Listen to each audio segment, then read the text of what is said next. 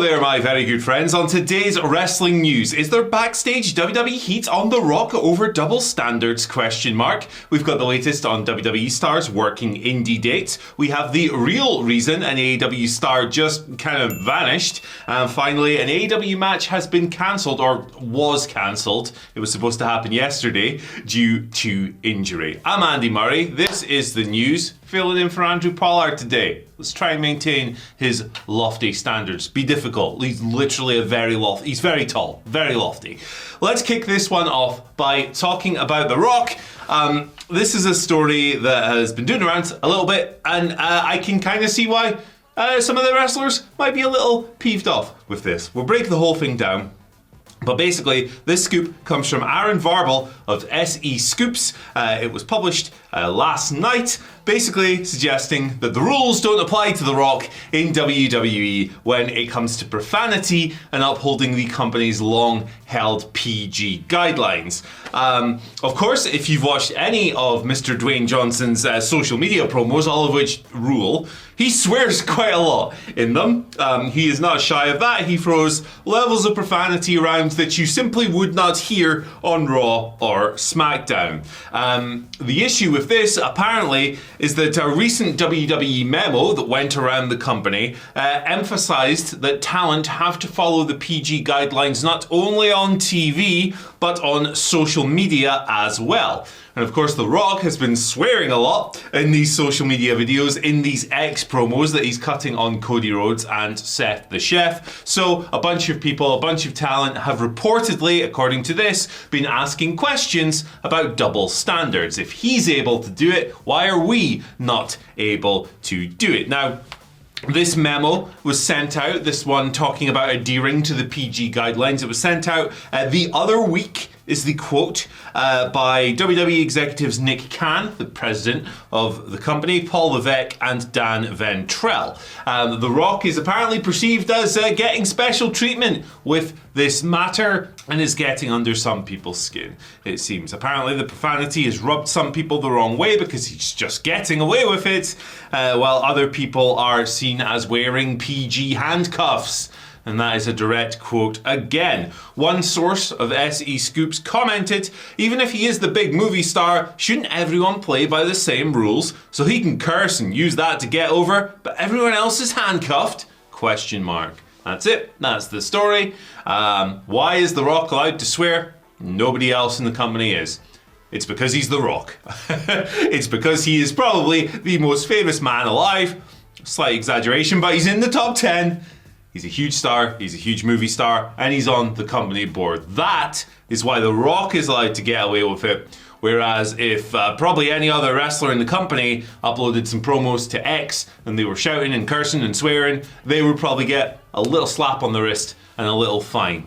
I imagine doing it on TV would be a different matter entirely, because that's is TV. But yeah, that seems to be the gist of it. It's The Rock. He can get away with it because he's The Rock. That's me editorializing, by the way. That's not part of the report here. But I think it's a pretty interesting conversation. If he's allowed to do it, why is person over here not allowed to do it? Why should he be held to different standards? Because he's the big dog. He's the biggest crossover star in the sports history. He's attracting new interest to WrestleMania. He's coming back for this huge, incredible moment and everything else.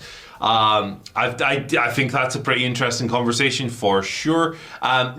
I don't necessarily think that the WWE programming needs to be full of people cursing and swearing.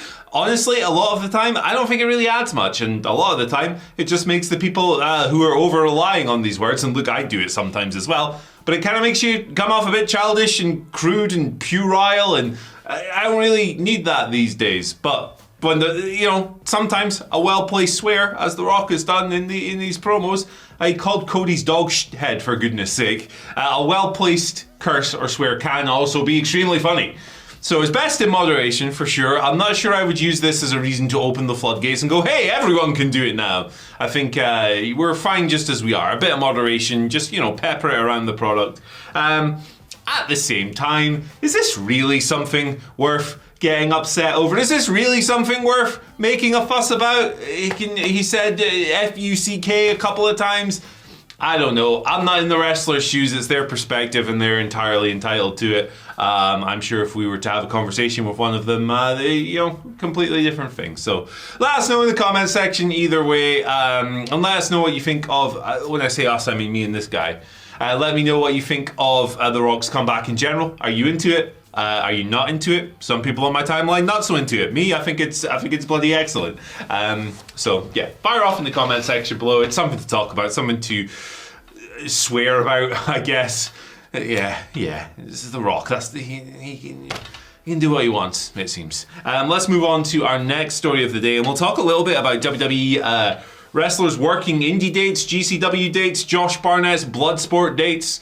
It was announced the other day that Shayna Baszler is working the Josh Barnett's Bloodsport event over WrestleMania weekend, which is interesting because WWE typically doesn't let their wrestlers work for other promotions. It doesn't happen a lot, and when it does, it's usually something maybe a little bit more grandiose, like Shinsuke Nakamura going and working the Great Muta on his retirement tour. It's not something that happens a lot.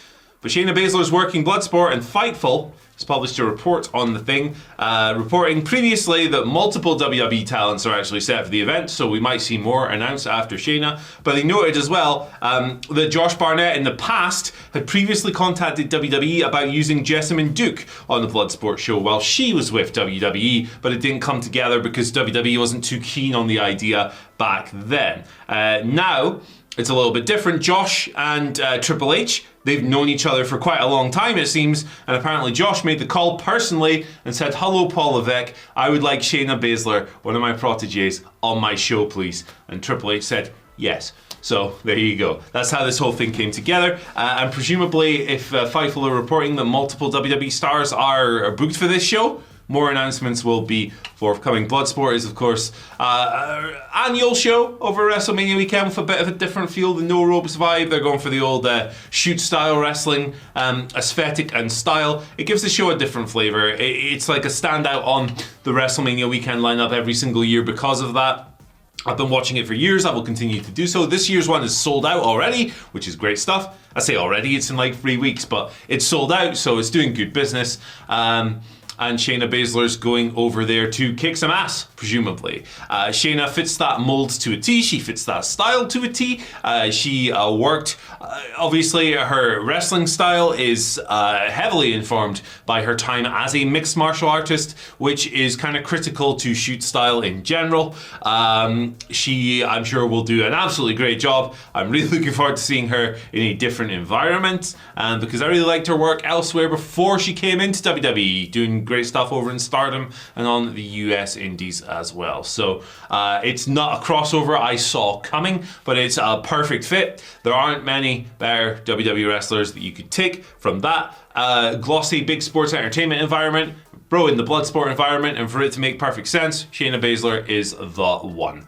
Let's talk now about an AEW wrestler who recently went missing and then came back and fought Bryan Danielson on last night's episode of Collision in a wonderful match for the freaks out there, such as myself, Katsuyori Shibata.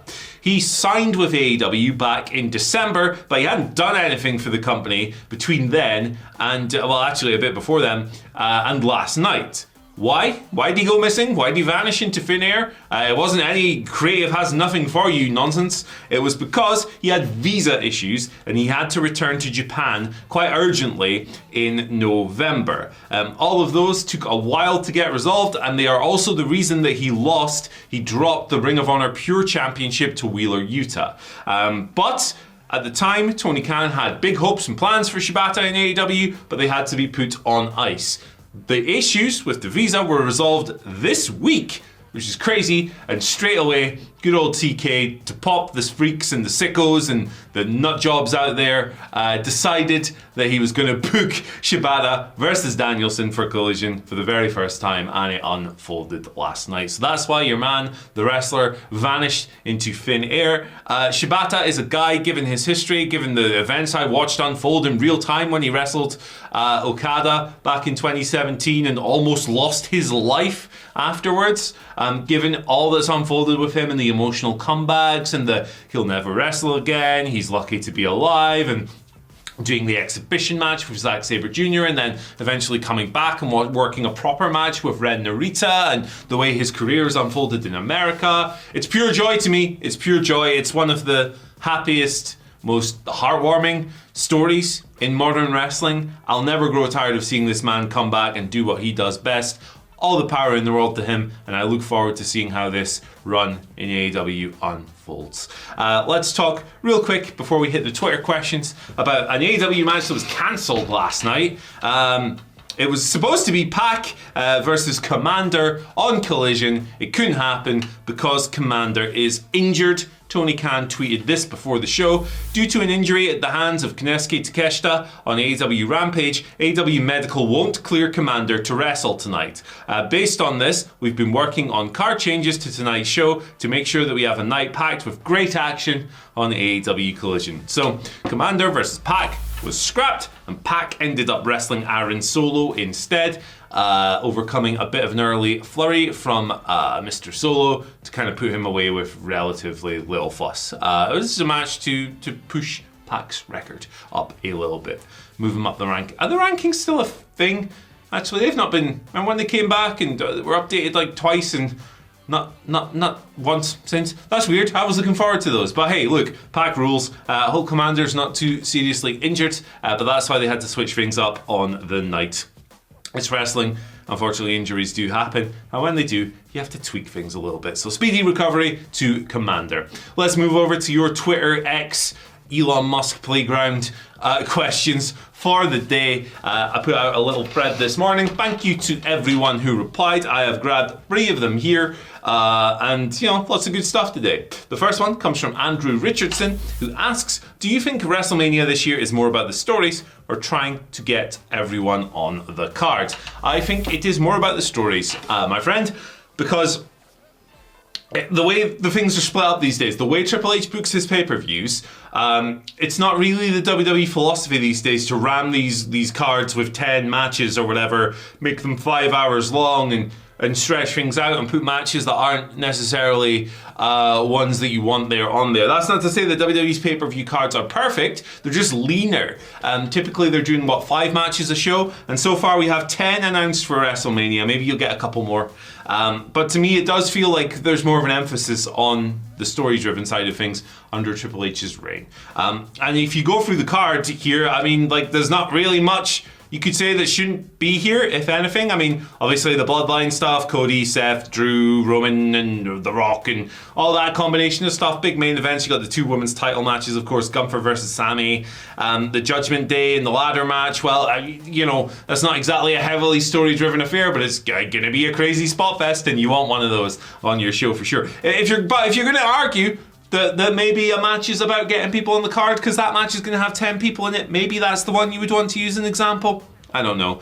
You've got LA Knight versus AJ Styles, the Usos having a fight as well, and the US title match with Logan Paul, Randy Orton, and Kevin Owens. So, not everything is the product of this intense year-long narrative or whatever, but a lot of it is, and I'm glad that we're not just throwing random crap on there to beef out the runtime. And look, it's good when people get paid for their WrestleMania appearances. I'm not taking that away from them, and it's good when they get the royalties and everything else. But you could also counter that by saying, hey, just pay more to people in the first place. I don't know. But yeah, I don't think they're just trying to throw people on the card these days, but if they come along and they book 2 showcase matches and they book 2 battle royals and then they do like a 30-man monkey flying dragon across a triple cell, if they add all of that to the card and there's suddenly 50 more people there, I will take the argument. I'll listen to it then. Our second question of the day comes from King Kalakta, who asks, with the likes of AEW having Samoa Joe, did I phrase that correctly? Yeah, I did. Sorry. With the likes of AEW having Samoa Joe, Okada, Ospreay, Swerve, and Hangman Page, do you think there's enough room for an MJF main event return? Yes, I do. Although I'm not necessarily sure it's immediately going to be in the absolute main event level. Because of all the people you just explained, and Joe's current beef is with Swerve primarily. Hangman's off TV at the moment and is going to be for a while, which creates a little space. Okada's doing his thing with the Elite and Eddie Kingston, and Ospreay's just having great matches, bruv. So there's lots of space across the card, and MJF has his beef with Adam Cole. That's what he's going to jump straight back into, him and the Undisputed Kingdom. They're maybe going to do, in my head, something where Adam Cole's like, oh, I'm not cleared, you can't touch me, I'm still injured, yada, yada, yada, where he's kind of dodging MJF when he comes back, and MJF's just chomping at the bit to get hold of this guy, and maybe he has to, endure beatdowns from Wardlow and the Kingdom and Roddy and all the boys. There's some interesting stuff you can play with for sure, but his first feud is going to be with Adam Cole. It's going to be presented as a big deal, as it should be, because it was near the top of the card towards the end of last year.